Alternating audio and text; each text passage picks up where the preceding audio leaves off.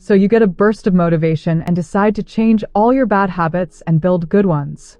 You promise yourself, this time it will be different, only to return to where you began. So, how to break bad habits without depending on motivation? What is the reason your bad habits keep winning? What are ways to stop bad habits and make good ones? Atomic Habits by James Clear answers all these questions. In this video, we present a detailed summary of this book. Make sure to stick around until the end, where I will be sharing 2 of my favorite and easiest strategies that James Clear offers. I hope this summary motivates you to get a copy of the book for yourself. Atomic habit refers to a tiny change, a marginal gain, a 1% improvement. They are little habits that are part of a larger system. Just as atoms are the building blocks of molecules, atomic habits are the building blocks of remarkable results. Imagine you're flying from New York to Los Angeles. Right before takeoff, the pilot accidentally turns the plane just a little bit, maybe 3 degrees. If you kept flying straight, you'd end up way off course, somewhere in Mexico, instead of LA. This is how habits work too. Small changes in your everyday habits, things you might not even notice, can completely change where you end up in life. Just like the plane, these changes can be good or bad. The power of atomic habits. It is so easy to overestimate the power of one defining moment and underestimate the value of making small improvements on a daily basis. We often believe that achieving great success requires taking massive action in pursuit of our goals. We expect to make a significant leap or noticeable improvement that will grab others' attention. However, it's the small improvements, which may not be apparent at first, that actually lead to incredible change. James Clear explains the interesting math behind it. He states that if you decide to be merely 1% better each day, you will be 37.78 times better in just 1 year, whereas if you get just 1% worse every day for 1 year, it will bring you close to 0. Consistently engaging in the same behaviors day after day can lead to significant results. For instance, consuming junk food every day may result in considerable weight gain over 1 year, and the changes will become evident when you look at your old pictures. Conversely, dedicating 20 minutes to exercise and adding healthy foods to your diet one thing at a time will eventually lead to a leaner and fitter body, even if the change may not be immediately noticeable. James Clear states, success is the product of daily habits, not once-in-a-lifetime transformations. What progress is really like.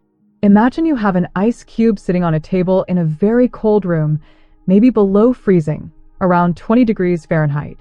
You want the ice cube to melt, so you slowly start increasing the room's temperature by 1 degree each hour. For a while, the ice cube won't show any signs of melting. It might seem like your efforts aren't working. This is similar to when you start a new habit. You might not see immediate results, and it can be discouraging. As you keep increasing the temperature, you reach a critical point, which is the melting point of water. Suddenly, the ice cube starts to melt rapidly. This is like a breakthrough moment in habit formation. Once you reach a certain level of consistency, the habit becomes easier to maintain, and progress accelerates. The ice cube analogy highlights the importance of consistency. It's a hallmark of any compounding process. The most powerful outcomes are delayed. This is exactly why it is challenging to build lasting habits. We make small adjustments, don't see immediate results, and then give up. Just like the temperature needs to reach a certain point for the ice to melt, habits often appear to make no difference until you cross a critical threshold, which James Clear refers to as the plateau of latent potential. Struggling to form a good habit or break a bad one doesn't mean you've lost the ability to progress. It often indicates that you haven't yet surpassed the plateau of latent potential. Criticizing yourself for not achieving success, despite putting in the effort, is like complaining about an ice cube not melting after being heated from 25 to 31 degrees. You need to understand the real transformation occurs at 32 degrees. Forget about goals. Focus on systems instead. We have been told that the best way to achieve what we want in life is to set specific, actionable goals. But James Clear argues, goals are good for setting a direction, but systems are best for making progress. A handful of problems arise when you spend too much time thinking about your goals and not enough time designing your systems. Problem number 1. Winners and losers have the same goals. successful and unsuccessful people share the same goals, so the goal cannot be what differentiates the winner from others. It was only when they implemented systems of continuous small improvements that they achieved success. Problem number 2. Achieving a goal is only a momentary change. Imagine you have a messy room and you set a goal to clean it. If one day you tidy up the room, but then maintain the same sloppy habits that led to a messy room in the first place, soon you'll be looking at a new pile of clutter and hoping for another burst of motivation. You're left chasing the same outcome because you never changed the system behind it. Problem number 3. Goals restrict your happiness.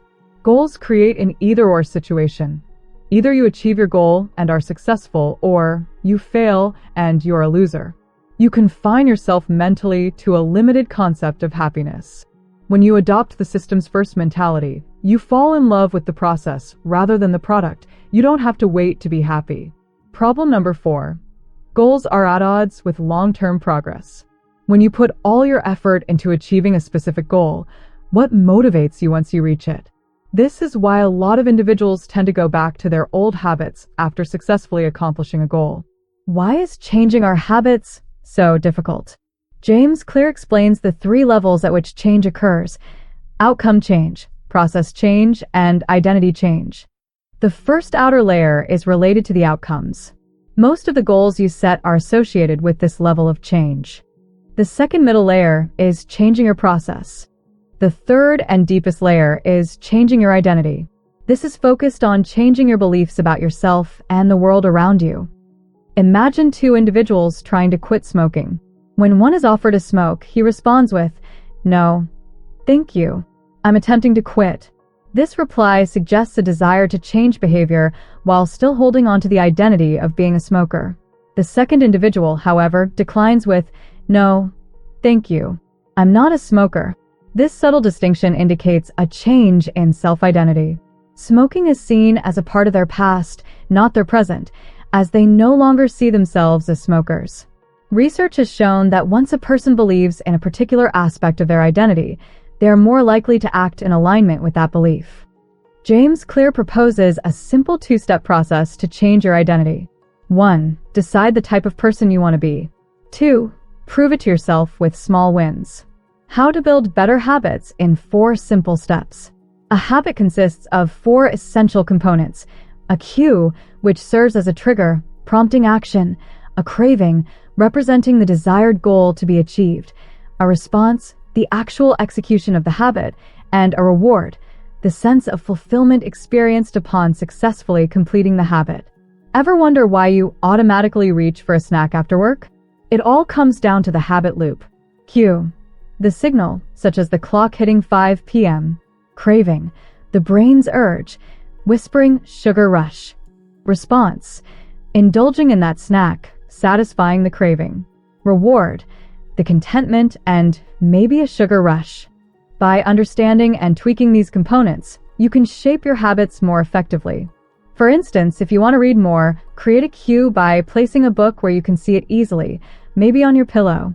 The sight of the book, which is the cue in this case, triggers a desire to read, which is the craving, leading you to pick up the book and read a few pages, which is the response, which then provides a sense of accomplishment, i.e. reward. The best way to start a new habit. In 2001, researchers in Great Britain began working with 248 people to build better exercise habits over the course of 2 weeks. The subjects were divided into 3 groups. The first group was the control group, which was asked to track how often they exercised. The second group was the motivation group. They were to not only track their workouts, but also read some material on the benefits of exercise for motivation. The third group received the same presentation as the second group, which ensured that they had equal levels of motivation. However, they were also asked to formulate a plan for when and where they would exercise over the following week. Specifically, each member of the third group completed the following sentence: "During the next week, I will partake in at least 20 minutes of vigorous exercise on day at time and place." It was noted that 35 to 38% of people from the first and second groups exercised at least once per week, but 91% of the third group exercised at least once per week, more than double the normal rate. The sentence they filled out is referred to as an implementation intention, which is a plan you make beforehand about when and where to act. We often think we lack motivation, but in reality, we lack clarity. Once an implementation intention has been set, you don't have to wait for inspiration to strike. You simply follow your predetermined plan. So, the simple way to apply this strategy to your habits is to fill out the sentence. I will behavior at time in location. Lastly, two of my most favorite takeaways from this book are: motivation is overrated. Environment often matters more. Clear suggests designing your surroundings to support your desired habits. If you want to eat healthier, stock your kitchen with nutritious foods and keep unhealthy snacks out of sight. By making the desired behavior easier and more accessible, you're more likely to stick with it. To explain this, James Clear narrates a short story about Dr. and Thorndike, a Boston-based physician. Dr. Thorndike faced a common issue that many health professionals encounter: helping patients improve their diets and snack choices. She knew that choosing healthier options can be tough because it requires willpower and discipline. To address this, Dr. Thorndike and her team conducted an experiment. They reorganized the hospital cafeteria, replacing soda near the cash registers with bottled water and strategically placing water bottles throughout the cafeteria. The outcome was remarkable.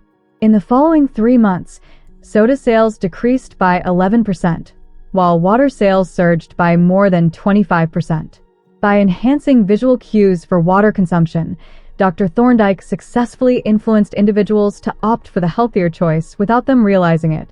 This study demonstrates that modifying one's environment can facilitate the adoption of better habits, bypassing the need for conscious decision-making. James Clear states, environment is the invisible hand that shapes human behavior, using habit stacking to introduce new behaviors. To establish a new habit, consider linking it to an existing one. For example, if you aim to begin meditating but find it hard to fit into your routine, think of tasks you do without much effort daily, such as having a bath. Simply add the new habit on top of it. Promise yourself to meditate after taking a bath each morning, leveraging the built-in momentum of an existing habit. The habit stacking formula is: after current habit, I will new habit. James Clear elaborates on maintaining consistent habits by introducing additional crucial concepts and strategies. This content will be further explored in part 2 of the series, so stay tuned. We'd love to hear how you intend to apply the strategies discussed in this video. Do share your thoughts in the comment box. If you found this video useful, consider subscribing to our channel and hit the like button. Thank you for joining us.